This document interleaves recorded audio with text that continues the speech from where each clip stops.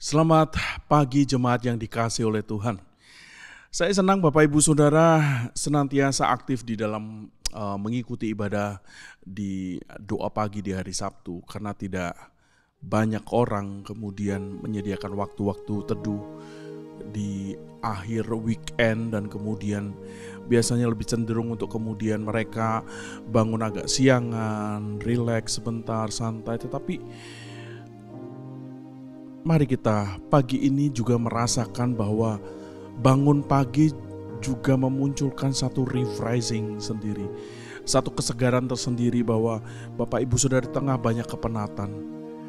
Bapak Ibu Saudara disediakan waktu untuk bersama-sama menikmati hadirat Tuhan. Bercengkrama dengan Tuhan. Berbicara banyak dengan Tuhan. Mari kita berteduh sejenak sebelum kita kemudian memasuki doa pagi hari ini.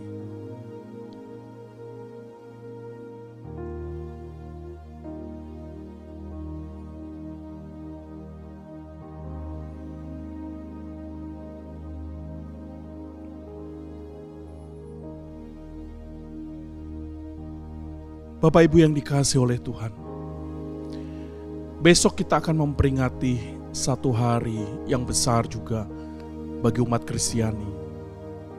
Bicara tentang turunnya Roh Kudus. Dan pagi ini kita mempersiapkan hati kita untuk kemudian menikmati ada banyak karya-karya Roh Kudus di dalam kehidupan saudara dan saya. Termasuk pagi ini berinisiasi memanggil saudara dan saya menaikkan pujian, menaikkan doa-doa. Roh Kudus hadir di sini.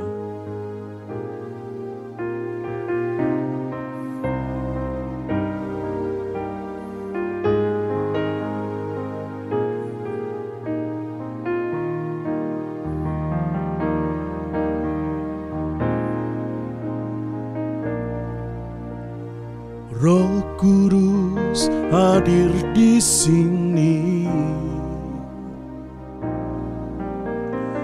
mengalir di bait suci.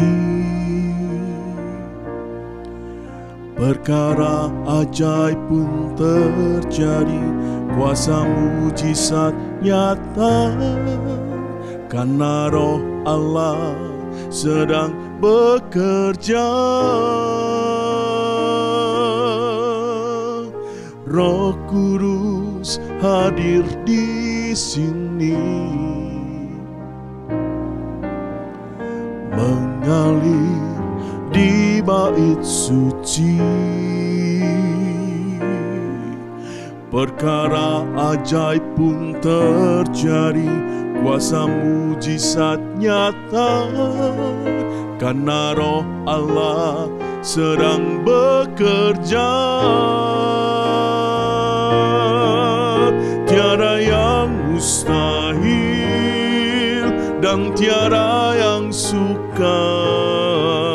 bila Roh Allah turut bekerja. Tiada yang mustahil bagi orang percaya bila Roh Allah turut bekerja di antara kita.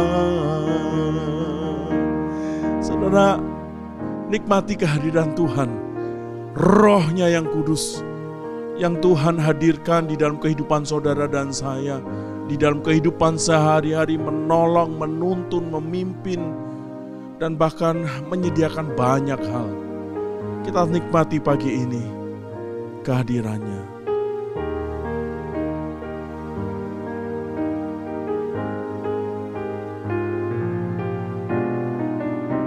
Amin.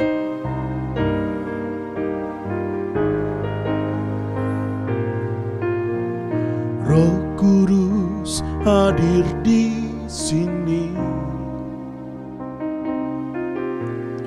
mengalir di bait suci. Perkara ajaib pun terjadi, kuasa mujizat nyata, karena Roh Allah sedang bekerja.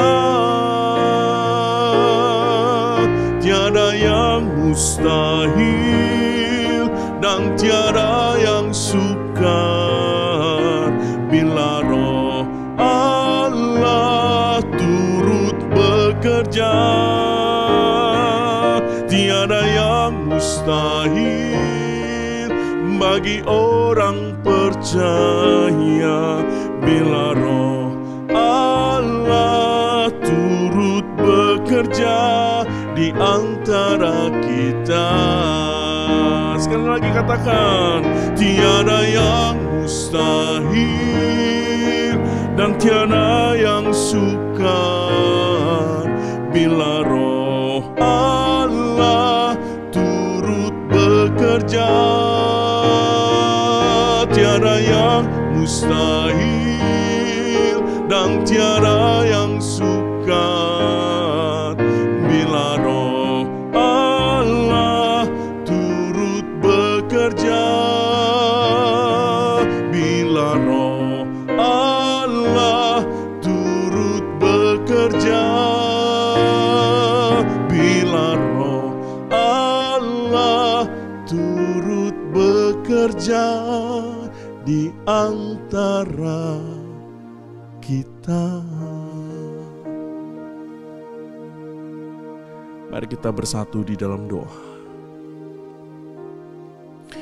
Ya Tuhan, pagi ini kami merasakan ada kehadiran Roh-Mu yang berbicara banyak kepada kami, membangunkan kami dari istirahat kami, menyediakan apa yang kami perlukan, baik itu kekuatan, kesehatan, bahkan tuntunan tiap-tiap hari kami rasakan itu jelas. Suara itu diperdengarkan terus di dalam hati sanubari kami. Suara Roh-Mu yang kudus itu juga jelas di dalam segala perilaku kami dan pikiran-pikiran kami. Suara Roh-Mu itu jelas ketika kami juga membaca, merenungkan firman. Suara Roh-Mu itu juga jelas ketika kemudian membukakan banyak hal, membukakan jalan keluar di tiap kesulitan yang kami hadapi. Dan bahkan suara itu juga sebetulnya juga jelas ketika kami diperhadapkan persimpangan jalan, kami melakukan dosa atau kami memilih untuk tidak melakukannya. Terima kasih ya Tuhan, day by day kami merasakan hadirat-Mu, merasakan Roh-Mu day by day.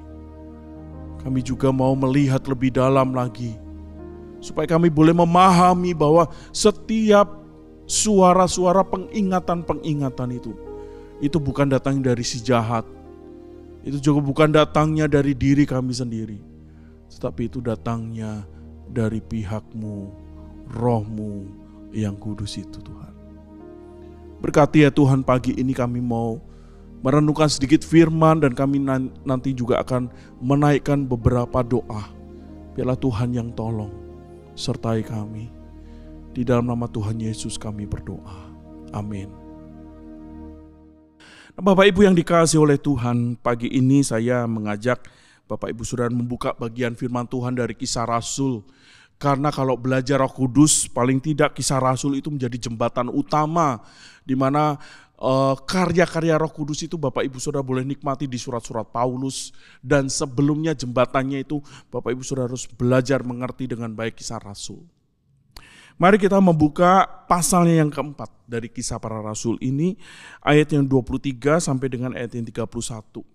Saya akan mencoba untuk mengkonklusikan atau menyimpulkan bagian ayat sebelum dan sesudahnya. Kalau Bapak Ibu Saudara perhatikan, LA itu memberikan judul di Kisah Rasul pasal 4 di ayat yang pertama sampai dengan ayat 22, itu bicara banyak tentang kesaksian Petrus dan Yohanes di hadapan mahkamah agama pada waktu itu. Itu bicara tentang bagaimana Roh Kudus berperan begitu rupa di dalam apologetika, di dalam kesaksian, di dalam hikmat-hikmat yang luar biasa untuk menjawab tiap-tiap pertanyaan yang kemudian dikemukakan di dalam pengadilan mahkamah itu. Lalu kemudian kalau saudara perhatikan di ayat yang 23 sampai dengan 31, LA itu memberikan judul doa jemaat. Artinya peran Roh Kudus itu tidak terbatas pada individu personal saya, tapi berbicara juga tentang komunal, bicara tentang kehidupan berjemaat yang di dalamnya nyata bahwa ada persekutuan, ada doa, ada kasih, dan semuanya itu bukan karena kuat gagah jemaat-jemaat mula-mula pada waktu itu, tetapi sesungguhnya karena ada inisiasi daripada Roh Kudus. Nah, saya akan membacakan bagian firman Tuhan ini dari 23 hingga 31. Demikianlah firman Tuhan, sesudah dilepaskan, jadi Petrus sama Yohanes itu kemudian ditangkap dan diperhadapkan pada mahkamah agama, mereka kemudian dilepaskan. Petrus dan Yohanes pergi kepada teman-teman mereka, lalu mereka menceritakan segala sesuatu yang dikatakan imam-imam kepala dan tua-tua kepada mereka. Ketika teman-teman mereka mendengar hal itu, berserulah mereka dan bersama-sama kepada Allah. Ya, jadi ada kegerakan yang luar biasa di situ, dikatakan, katanya, ya Tuhan, Engkaulah yang menjadikan langit dan bumi, laut dan segala isinya. Dan oleh Roh Kudus, ayat 25, dengan perantaraan hamba-Mu Daud, Bapa kami, Engkau telah berfirman, mengapa rusuh bangsa-bangsa? Mengapa suku-suku bangsa mereka perkara yang sia-sia? Raja-raja dunia bersiap-siap dan para pembesar berkumpul untuk melawan Tuhan dan yang diurapinya. Ini jelas pemberitaan tentang fakta bahwa kehadiran orang percaya itu mendapatkan tentangan dari dunia itu nyata, sudah dinyatakan melalui kebenaran firman-Nya. Ayat 27, sebab sesungguhnya telah berkumpul di dalam kota ini Herodes dan Pontius Pilatus beserta bangsa-bangsa dan suku-suku bangsa Israel melawan Yesus, hamba-Mu yang kudus, yang Engkau urapi. Untuk melaksanakan segala sesuatu yang telah Engkau tentukan dari semula oleh kuasa dan kehendak-Mu.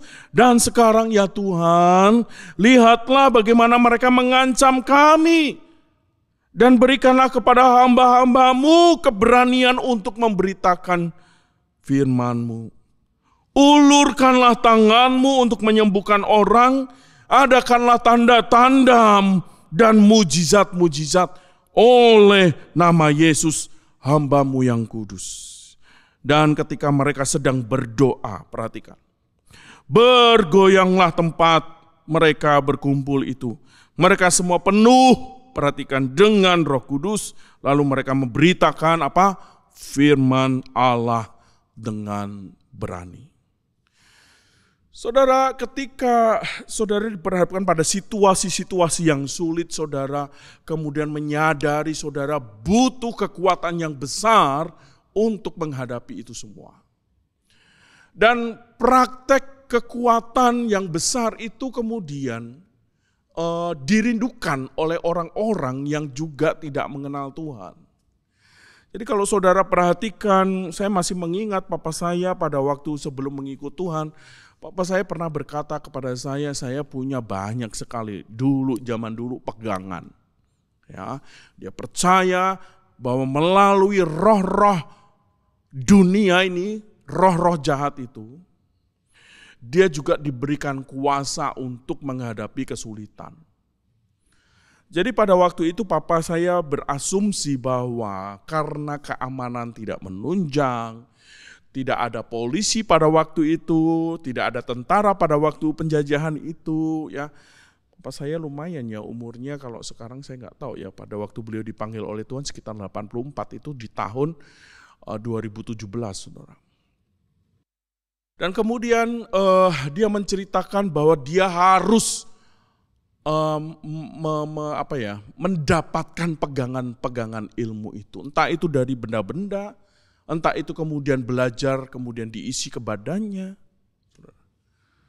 Saudara, karena apa? Karena dia merasa takut, gentar menghadapi kesulitan yang terjadi di dunia ini. Dan pikiran-pikiran sederhana dari orang tua saya atau papa saya ini juga mewakili banyak pikiran-pikiran orang-orang di dunia sana yang ketika menghadapi kesulitan, mereka mendambakan ada yang membackingi, ada yang membackup, ada yang kemudian menolong dia untuk melepaskan. Atau bahkan kemudian dikatakan ada kuasa-kuasa yang sanggup untuk menghadapi kesulitan-kesulitan itu. Saudara, mungkin sekarang zamannya sudah berubah, ya, artinya ada banyak kemajuan-kemajuan teknologi, sehingga kemudian pemikiran-pemikiran sekarang tidak sedang berasumsi untuk mendapatkan kuasa-kuasa kegelapan lagi. Meskipun kemarin saya juga masih mendengar orang itu kemudian untuk menjadi kaya, mereka datang ke dukun yang dipercaya untuk kemudian menggandakan uang, saudara. Itu masih ada loh di tahun sekarang ini. Dan kemarin kemudian oknum itu ditangkap, lalu kemudian ketika diselidiki yang terjadi luar biasa, saudara. Orang-orang yang datang menggandakan uang itu kemudian dibunuh sama dia, diracun, kemudian dia dikubur di belakang rumahnya menjadi satu liang. Nggak usah diceritain detailnya, paling tidak kejahatan akan memunculkan kejahatan yang lain.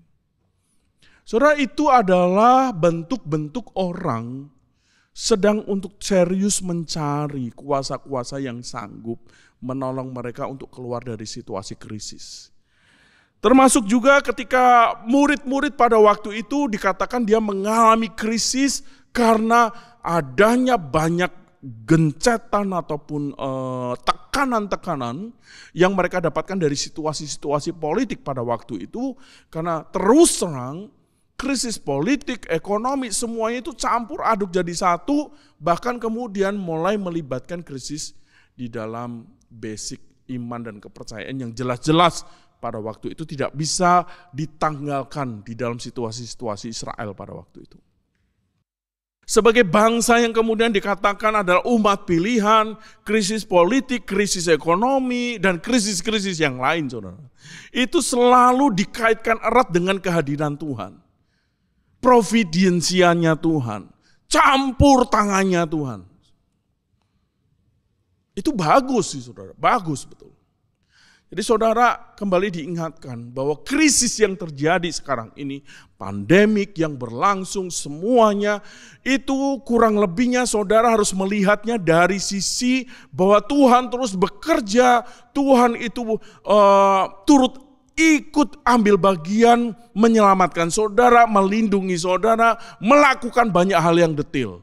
Termasuk juga mengizinkan banyak kesulitan-kesulitan itu saudara hadapi.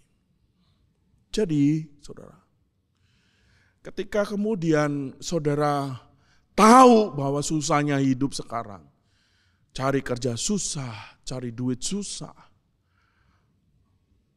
saudara belajar dari orang Israel itu selalu mengaitkannya dengan keilahian, mengaitkannya dengan ketuhanan, mengaitkannya, saya pikir ini sesuatu yang baik ya. Ada kepekaan-kepekaan yang terus mereka tumbuhkan sejak mereka masih kecil bahwa Tuhan itu ikut berbagian besar di dalam kehidupan umatnya. Nah, ketika kemudian orang-orang percaya yang pada waktu itu mempercayai iman yang tidak kenal, tetapi kemudian dengan kehadiran Yesus mereka kemudian tahu bahwa Dia adalah Allah yang mereka yang selama ini cari. Saudara perhatikan apa yang diperbuat oleh Yesus dan kemudian diperjelas saat kemudian ada kehadiran atau turunnya Roh Kudus, maka peran serta Allah itu semakin nyata di dalam kehidupan orang-orang percaya pada waktu itu. Sehingga kalau saudara perhatikan di ayat yang pertama di pasal yang keempat, itu tuh amat sangat tidak bisa kemudian dimasukkan di dalam logika. Kalau sampai Petrus dan Yohanes itu dilepas. Karena mereka udah ketangkep. Mereka sebentar diadili dan kemudian masuk penjara. Tidak ada di dalam bayangan mereka bahwa orang ini layak untuk dilepaskan kembali. Tetapi perhatikan, karena hikmat daripada Roh Kudus diceritakan di sana, mereka berdebat, mereka bertanya jawab, mereka berargumentasi, berapologetika dengan baik. Lalu perhatikan, tidak ada satupun pihak-pihak yang kemudian merasa tersakiti, yang kemudian membuat dua orang ini kemudian harus dijebloskan dalam penjara. Itu kalau bukan Tuhan yang campur tangan. Itu mujizat yang besar di dalam kehidupan gereja mula-mula pada waktu itu. Dan saudara perhatikan, maka respon yang mereka kemudian kemukakan di situ adalah, ya Tuhan, Engkaulah yang menjadikan. Ini satu pengakuan iman di dalam doa.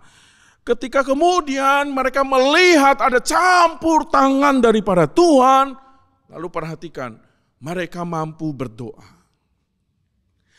Jadi saudara, inisiasi pertama ketika seseorang itu datang kepada Tuhan, berdoa, berteriak, mengajukan banyak sekali permohonan-permohonan. Itu bukan karena dia perlu Tuhan, no. Tapi inisiasi yang pertama itu adalah bahwa zaman yang dulu Tuhan itu sudah berperkara, menangin dia, melakukan banyak hal bagi dia. Maka dia kemudian berani berteriak kembali, Tuhan, Engkau luar biasa.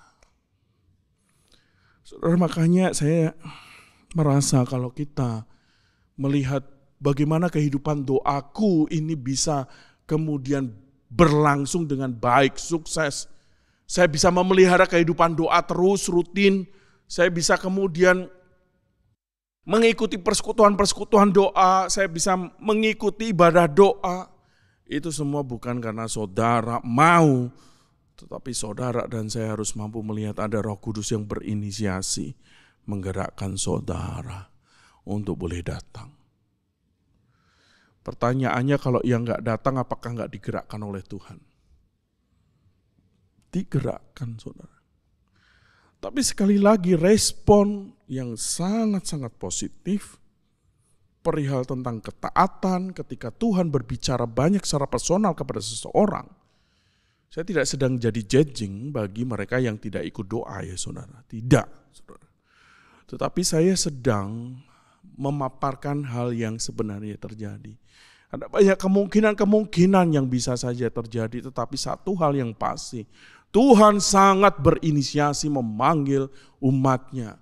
Berkali-kali di dalam Yohanes 10 dikatakan, domba itu mengenal suara gembalanya. Artinya di dalam banyak kesulitan saudara dan saya, Tuhan itu campur tangan dan Tuhan sedang memanggil, melibatkan saudara dan saya untuk bersama-sama menghadapi. Jadi persoalan kenapa sih persekutuan doa, ibadah doa sedikit? Berbicara tentang ketaatan akan panggilan untuk berdoa, beribadah. Kita perlu banyak berguru ya sama mereka-mereka yang beribadahnya 5 kali di dalam sehari. Yang kayaknya itu dijalaninya dengan luar biasa. Nggak usah disinggung kan siapa itu? Apakah kita perlu untuk kemudian diatur demikian rupa? Padahal Tuhan bilang, aku kasih banyak privilege sama kamu. Kamu bisa menghampiriku, kamu bisa berbicara sama aku di dalam banyak waktu yang kau miliki. Tidak hanya persoalan tentang 5 waktu.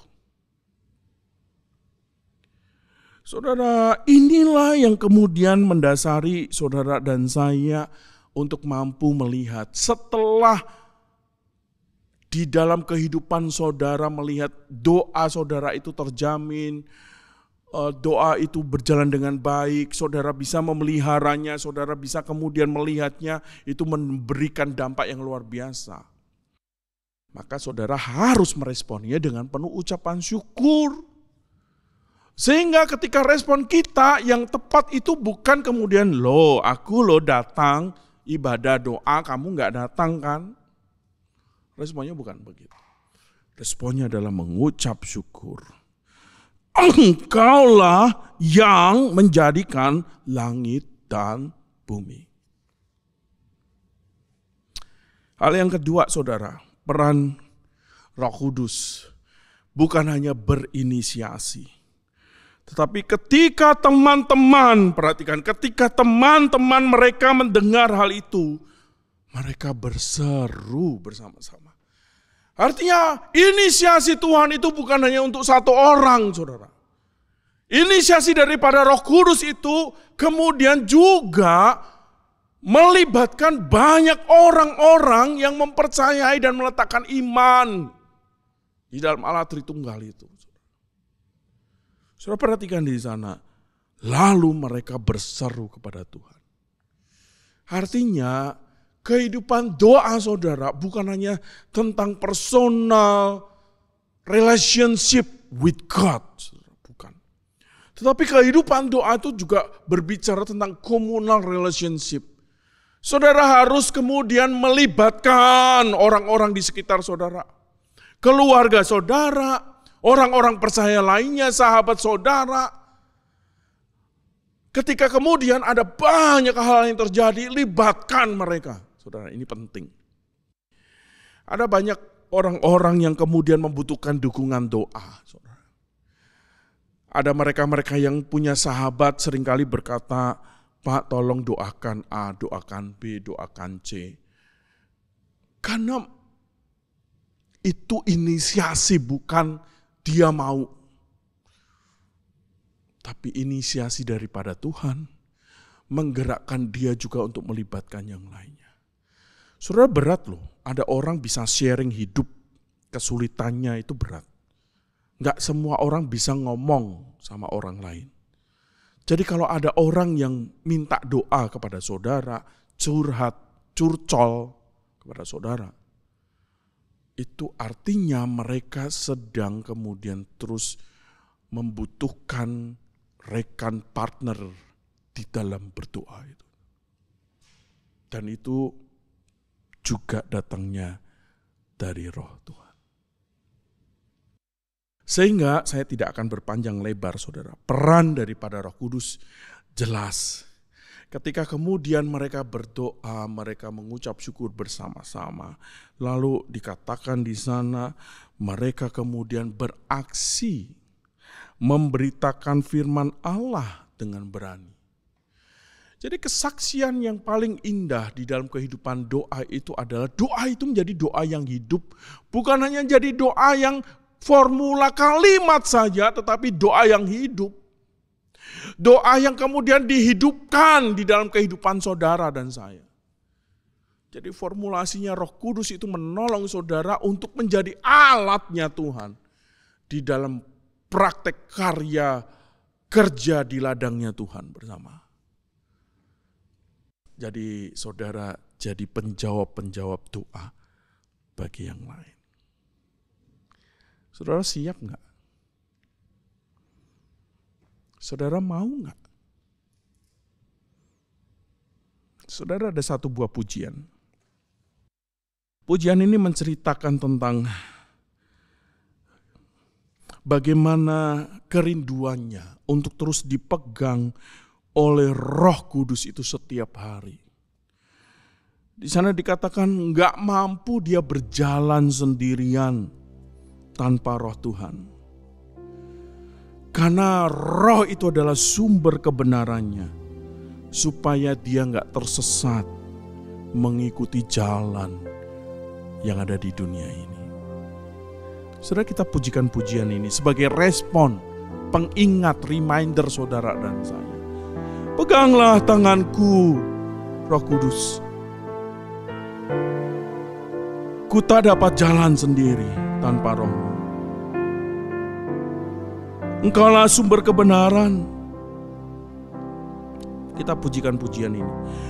Peganglah tanganku, Roh Kudus, setiap hari. Ku tak dapat jalan sendiri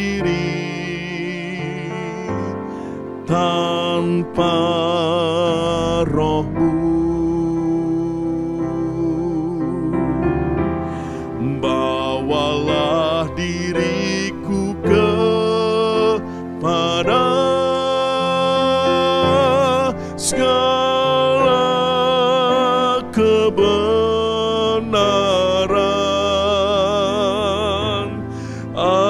agar ku tidak tersesat,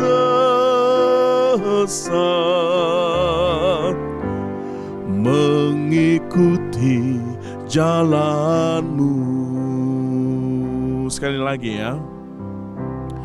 Peganglah tanganku, Roh Kudus, setiap hari. Ku tak dapat jalan sendiri tanpa Roh-Mu.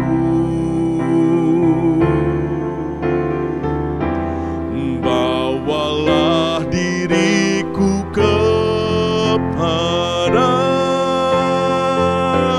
segala kebenaran, agar ku tidak tersesat, mengikuti jalan-Mu. Kudus, kuduslah Tuhan. Kudus, kudus Tuhan, kudus nama-Mu.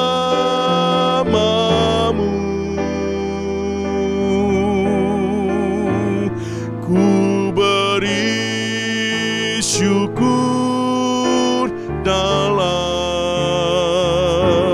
simfoni indah.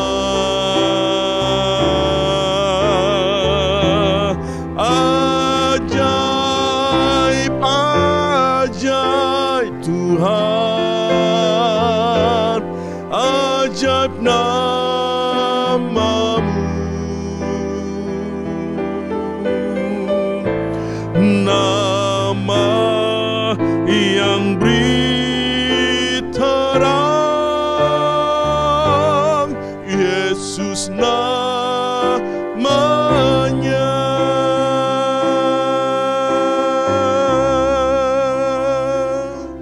Saudara, yakinlah kehidupan saudara itu gak akan pernah dilepaskan dari tangannya. Berkali-kali Tuhan berbicara, siapa yang ada di dalam genggaman tanganku, maka sesungguhnya aku tidak akan pernah melepaskannya kembali. Amin, saudara. Karena ada roh Tuhan yang jagain saudara dan saya. Ada roh Tuhan yang setiap hari berada dekat dengan saudara. Hampirilah. Dan saudara, saya akan tutup perenungan kita pada pagi hari ini dengan doa. Nanti seusai doa akan ada pokok-pokok doa yang kemudian muncul di tayangan. Mari saudara, bawa pokok-pokok doa itu di dalam doa-doa pribadi saudara sebelum saudara melakukan banyak aktivitas. Mari kita sekali lagi datang di dalam doa. Bapa yang baik, kami sekali lagi datang kepadamu ya Tuhan. Karena kami meyakini bahwa hidup kami ada di tangan-Mu, maka Engkau akan menyertai kami. Engkau akan mengendalikan hidup kami. Engkau akan tanpa pamrih untuk kemudian menjagai kami. Terima kasih ya Tuhan. Berkati untuk tiap-tiap kami menyongsong hari Minggu nanti. Kami akan berbicara banyak, memperingati peringatan turunnya Roh-Mu, untuk kemudian tidak menjadikan kami sebagai orang yang yatim piatu ditinggalkan begitu saja. Tetapi ada pengawalan, ada pengawasan, ada pimpinan, ada penyertaan. Tolong kami untuk mempersiapkan diri dengan baik. Kami juga menyerahkan ya Tuhan untuk kehidupan pribadi kami selama 1 minggu yang kami sudah lalui ini. Jikalau ada dosa, ada hal-hal kecelakaan yang kemudian mendurhakai hati-Mu Tuhan, kami mohon ampun. Dan biarlah memasuki minggu yang baru, kami melihat ada pimpinan semakin jelas daripada-Mu ya Tuhan. Kami menyerahkan hidup kami ke dalam tangan-Mu, karena Roh-Mu berbicara banyak. Dan di akhir daripada ibadah ini ya Tuhan, beri waktu bagi kami untuk boleh dapat membawa pokok-pokok doa ini secara pribadi di hadapan-Mu. Terima kasih ya Tuhan. Ini seru doa kami. Di dalam nama Tuhan Yesus kami berdoa. Amin. Saudara, ibadah doa pagi hari ini selesai. Selamat weekend, Tuhan memberkati saudara.